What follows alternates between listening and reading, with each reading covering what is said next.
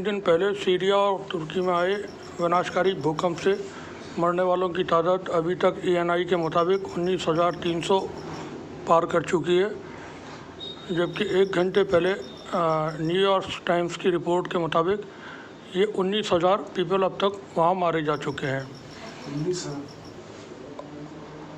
और इस मामले में तुर्की के राष्ट्रपति रजब तैयब अर्दगान ने भी अपनी तरफ से बयान दे करके कहा है। CNN को उनका ये बयान है।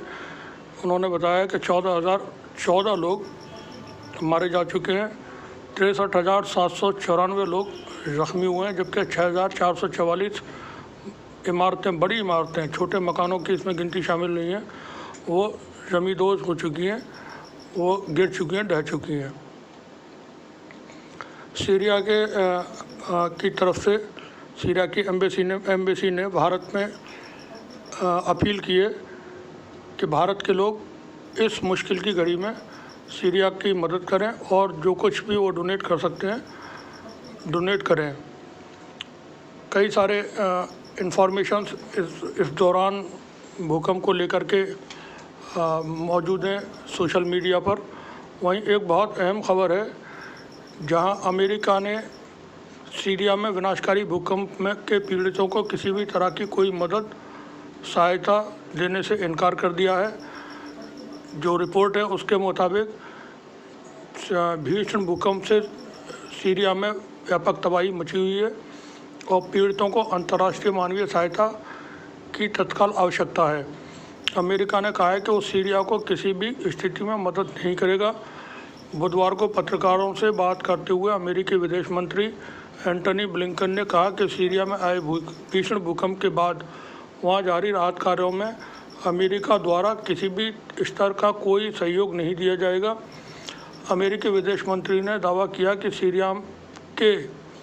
सीरिया में हमारे मानवीय केंद्र है और हम उन्हें बजट प्रदान करते हैं। उन्होंने कहा कि हम एक बार फिर कह रहे हैं कि भूकंप पीड़ितों को राहत पहुंचाने की प्रक्रिया में सीरिया की मदद नहीं करेंगे।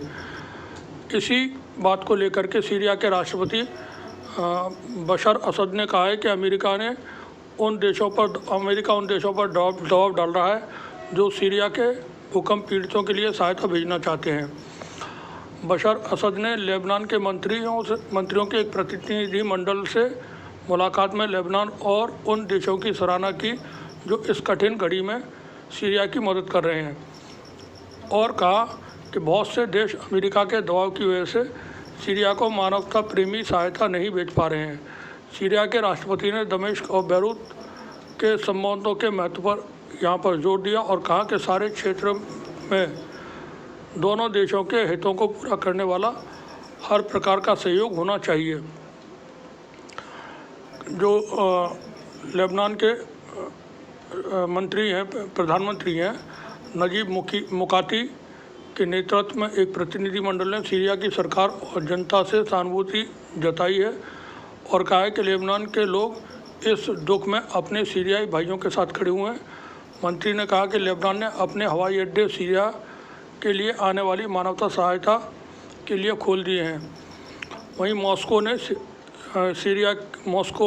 सीरिया के राजदूत बशर जाफरी ने कहा कि सीरिया और तुर्की में आने वाले भूकंपों के बाद पश्चिमी देशों ने मानवीय सहायता भेजने में जो भेदभाव दिखाया है उससे साबित हो गया कि पश्चिम को पता ही नहीं कि इंसानियत क्या चीज़ है।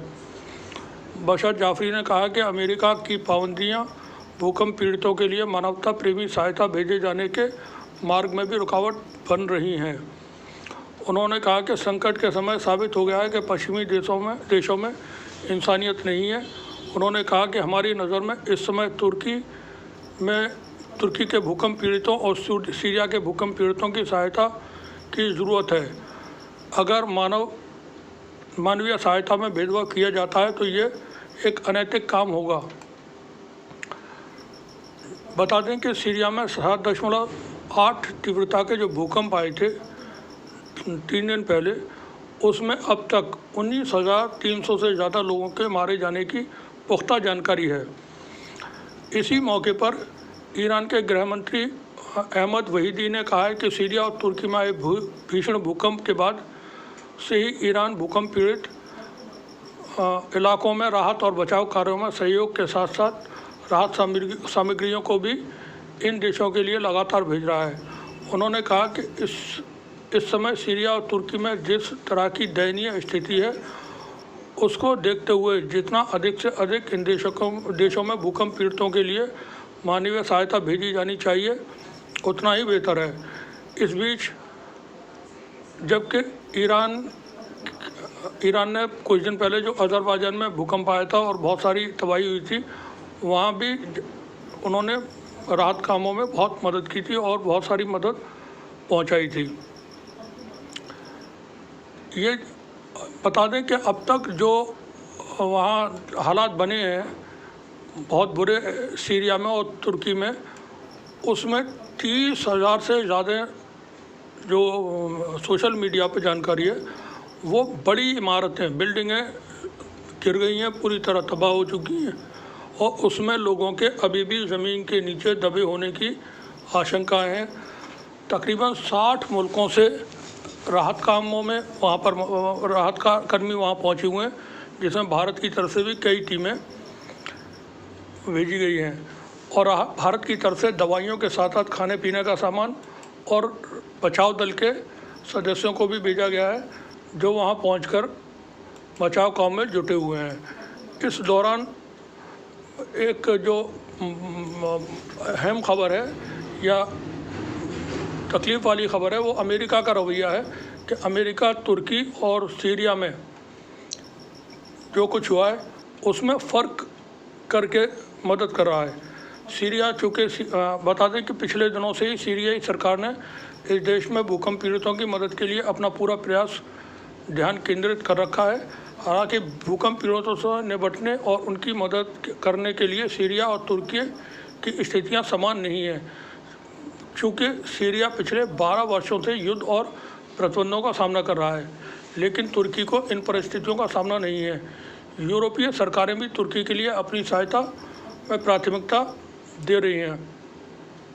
पिछले 12 वर्षों के दौरान सीरिया आतंकवाद के साथ साथ युद्ध में व्यस्त है, जिन्हें 80 से अधिक देशों का समर्थन प्राप्त है। यानी सीरिया में जो जंग चल रही है उसमें 80 से ज़्यादा मुल्क सीरिया के ख़िलाफ़ पाबंदियां लगा चुके हैं और सीरिया के ख़िलाफ़ युद्ध में या अलग तरीके से मदद में शामिल रहे।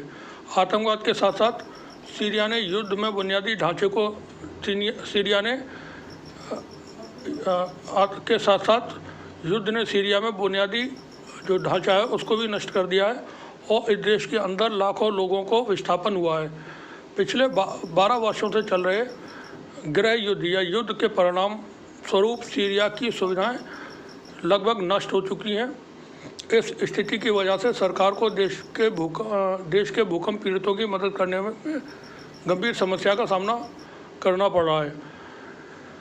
भूकंप पीड़ितों की मदद के लिए सीरियाई सरकार के पास न्यूनतम बहुत कम सुविधाएं हैं।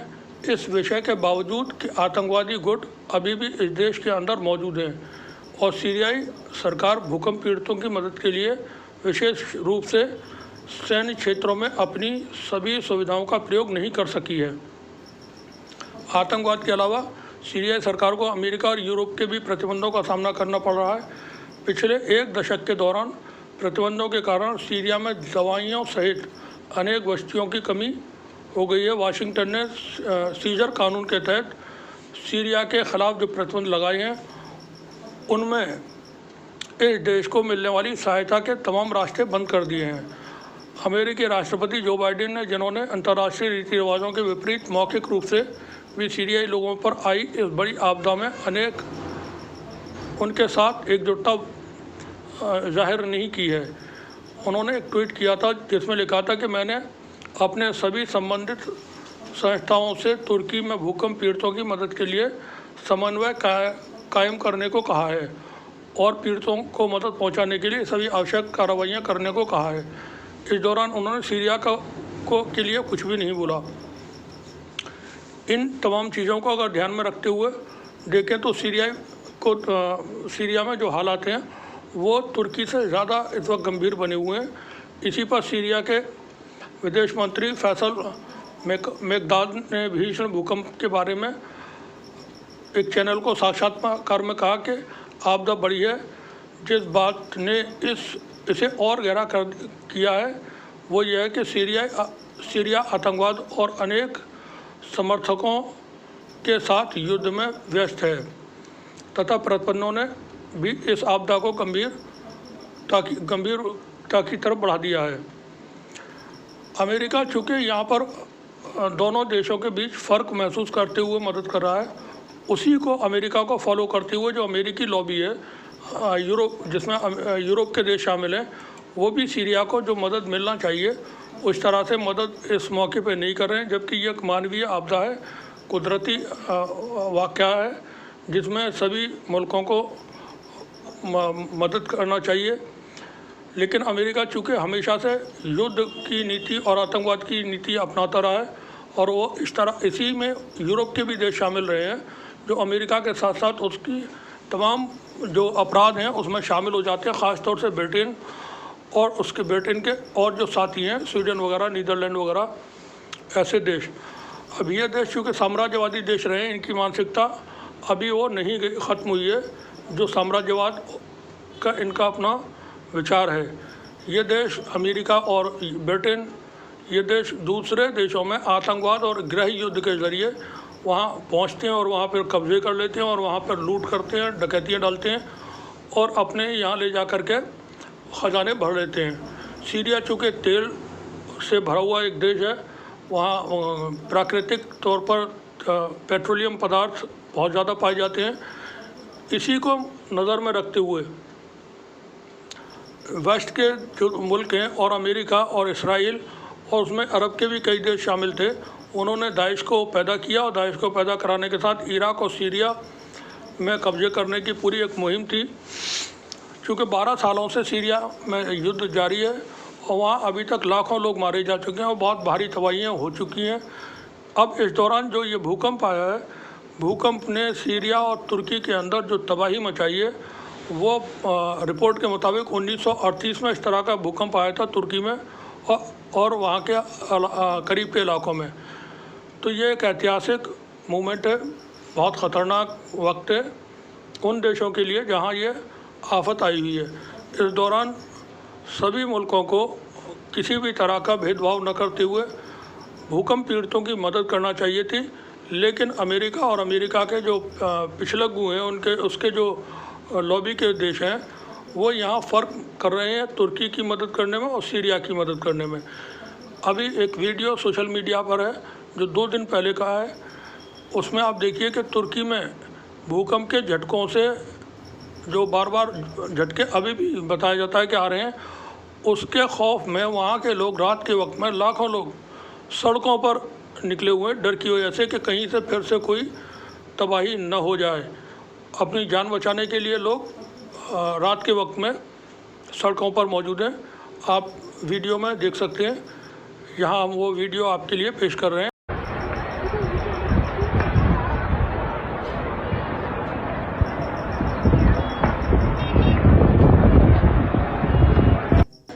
दूसरे जो भी आफत आती है, जो कुदरती आफतें हैं, उसमें हमेशा इंसान को एक दूसरे की बिना किसी वजह के आपस में मिलकर के एक दूसरे की मदद करना चाहिए और यही इंसानियत सिखाती भी है। बने रहिए हमारे साथ, देखते रहिए तीसरी जंग न्यूज़। शुक्रिया आपका।